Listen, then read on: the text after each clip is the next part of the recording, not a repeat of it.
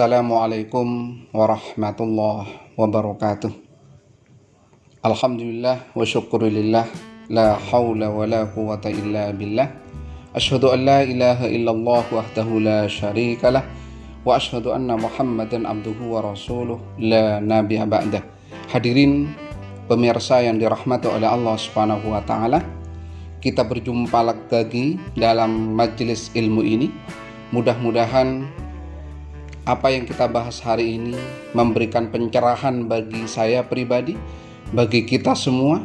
Mudah-mudahan Allah Subhanahu wa taala senantiasa memberikan hidayah kepada kita semua. Hadirin yang dirahmati oleh Allah Subhanahu wa taala, pada episode kali ini kita akan membahas tentang bagaimana agar manusia selalu bahagia. Saya ulangi, bagaimana agar manusia selalu bahagia. Hadirin yang dirahmati oleh Allah Subhanahu wa taala, setiap manusia pasti menginginkan sebuah kebahagiaan. Ada sebuah virus dalam diri manusia namanya virus NH, Need for Achievement. Hasrat untuk berprestasi, hasrat untuk bahagia. Seorang pekerja yang diinginkan endingnya adalah bahagia. Seseorang yang mencari kekasih, endingnya adalah kebahagiaan. Seseorang yang berumah tangga, endingnya adalah kebahagiaan. Makanya mawaddah warahmah.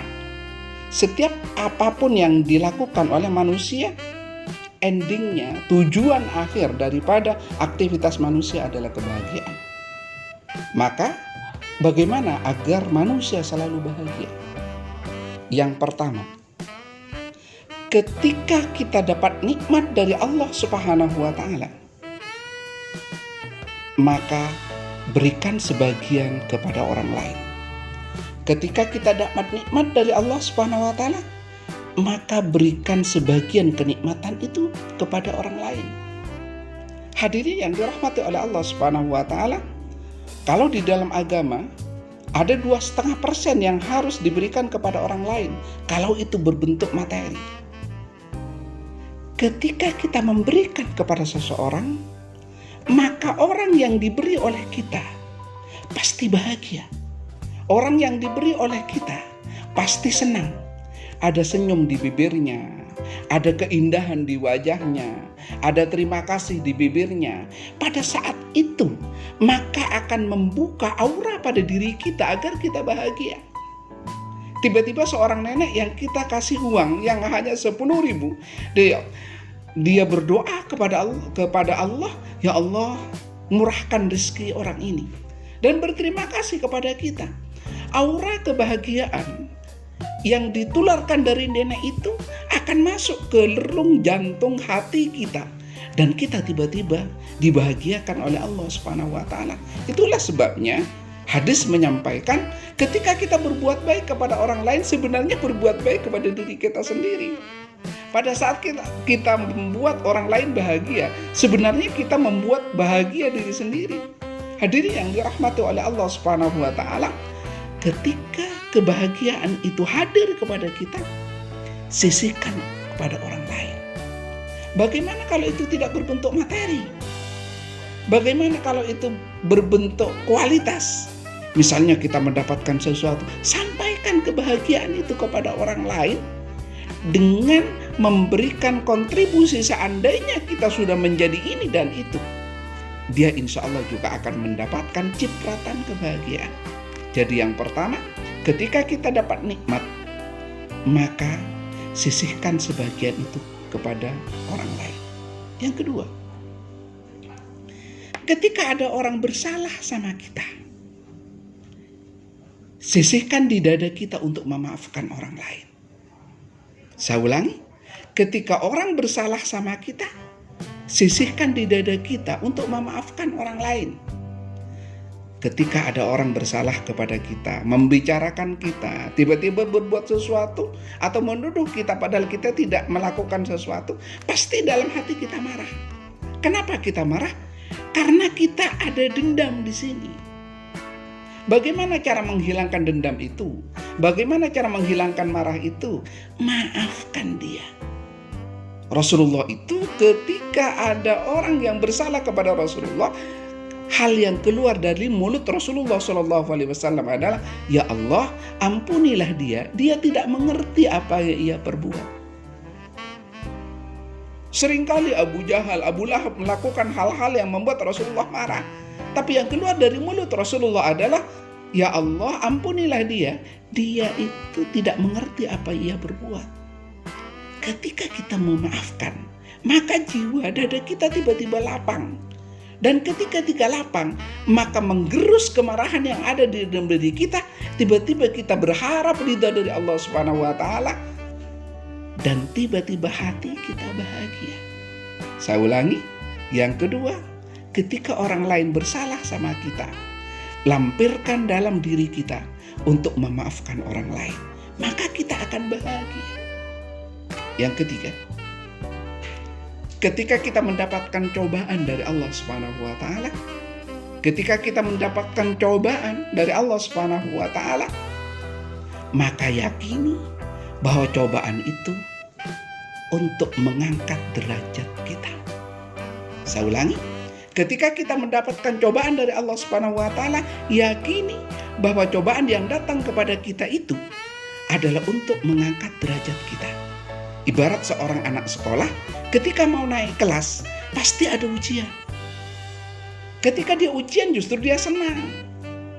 Ada anak mau daftar kepolisian, sulit untuk mendaftar supaya dia mendapatkan kartu tes. Nah, kita tiba-tiba dites oleh Allah Subhanahu wa Ta'ala. Kenapa dites oleh Allah Subhanahu wa Ta'ala? Kenapa diuji oleh Allah Subhanahu wa Ta'ala? Karena Allah akan memberikan hadiah kepada kita. Ingat, fa inna ma'al usri yusra, setiap kesulitan pasti ada kemudahan. Jadi ketika ada ujian datang dari Allah Subhanahu wa Ta'ala, yakini bahwa itu akan mengangkat derajat kita. Satu. Yang kedua, yakini bahwa Allah akan memberikan fasilitas yang lebih dari sebelumnya. Tiga. Yakini bahwa Allah Subhanahu wa Ta'ala akan memberikan rezeki dari sesuatu yang tidak pernah kita duga. Apa kata bahasa Al-Quran? Wa may yattaqillaha yaj'al lahu mahraja. Barang siapa yang tawakal kepada Allah, menyerahkan apapun cobaan yang masuk kepada dirinya, maka Allah akan memberikan rezeki min haitsu la yahtasib, dari sesuatu yang tidak pernah kita duga. Sekali lagi yang ketiga, ketika kita dapat cobaan, rumah kita tiba-tiba roboh kena angin, toko kita tiba-tiba kebakaran, apa yang kita lakukan tiba-tiba rugi, yakini bahwa Allah Subhanahu wa Ta'ala hanya menguji kita, dan kita akan diangkat oleh Allah Subhanahu wa Ta'ala setelah kita selesai melaksanakan atau tabah kepada ujian yang diberikan oleh Allah Subhanahu wa Ta'ala. Hadirin yang dirahmati oleh Allah Subhanahu wa Ta'ala, yang keempat, ketika menghadapi orang, ketika ada orang gembira, ketika ada orang mendapatkan kenikmatan, ketika ada orang mendapatkan kedudukan, mendapatkan rezeki, maka bergembiralah untuk dia. Saya ulangi, ketika ada orang mendapatkan nikmat, maka kita ikut gembira. Maka hati kita akan termotivasi, terindos dari sesuatu yang sama jadi gembira. Ada tetangga kita tiba-tiba diterima di CPNS. Datangi ke rumahnya, ucapkan selamat. Ketika teman kita tiba-tiba dapat rezeki, tokonya untung besar, datangi rumah itu, kemudian ucapkan selamat. Apa artinya? Maka ketika kita membuat orang lain sangat bahagia, dia pasti bahagia. Ketika kita mengucapkan dia sangat bahagia, apa balasannya? Maka Allah akan mengutus malaikat, 7 malaikat untuk mendoakan kesuksesan kita sebesar kebahagiaan dia. Kalau dia mendapatkan kebahagiaan, pasti bahagia.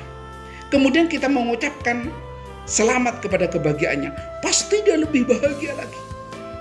Tiba-tiba Allah menyuruh malaikat untuk mendoakan kita supaya kita mendapatkan kebahagiaan lebih besar, kebahagiaan yang diterima oleh orang yang dibuat kita bahagia. Hadiah yang dirahmati oleh Allah Subhanahu wa taala. Berarti kunci sukses adalah ketika ada orang bahagia, support dia kebahagiaannya. Dia tiba-tiba lolos sebagai DPR pusat, datangi, ucapkan selamat. Ketika dia mendapatkan rezeki, datangi, ucapkan selamat. Ketika orang mau nikah, datangi, ucapkan selamat. Maka dengan seperti itu, malaikat akan datang mendoakan agar kita dapat kebahagiaan melebihi orang yang diucapkan itu. Yang terakhir, ketika ada orang yang kesusahan, datangi dia untuk ikut berempati, mendoakan, dan berkontribusi agar kesusahannya itu hilang. Hadiahnya dirahmati oleh Allah Subhanahu wa taala, seorang yang hebat ketika ada seorang pengemis ditanya rumahnya di mana, kebutuhannya apa, maka dia sudah senang. Dengan ditanya begitu saja sudah senang. Kemudian kita kasih nasihat, advice, apalagi kita kasih rezeki, maka dia akan senang. Dengan seperti itu, maka dada kita pun akan senang. Ketika saudara kita, tetangga kita punya hutang, jangan dicuekin. Datangi dia. Tentunya kita melihat keadaannya. Kalau kira-kira dia akan tersinggung dengan kita datang, jangan. Hati-hati. Yang penting kita tampakkan bahwa kita ikut berempati terhadap penderitaan yang ada pada dirinya. Kalau kita berempati terhadap penderitaan orang lain, maka malaikat akan datang mendoakan agar kita tidak kena musibah sebagaimana orang yang didoakan itu. Makanya tiba-tiba orang seperti ini bahagia. Kalau kita melakukan 5 hal itu, maka insya Allah kita akan selalu bahagia. Karena ada malaikat di belakang kita yang selalu mendoakan kepada Allah agar kita dibahagiakan oleh Allah Subhanahu wa taala. Wassalamualaikum warahmatullahi wabarakatuh.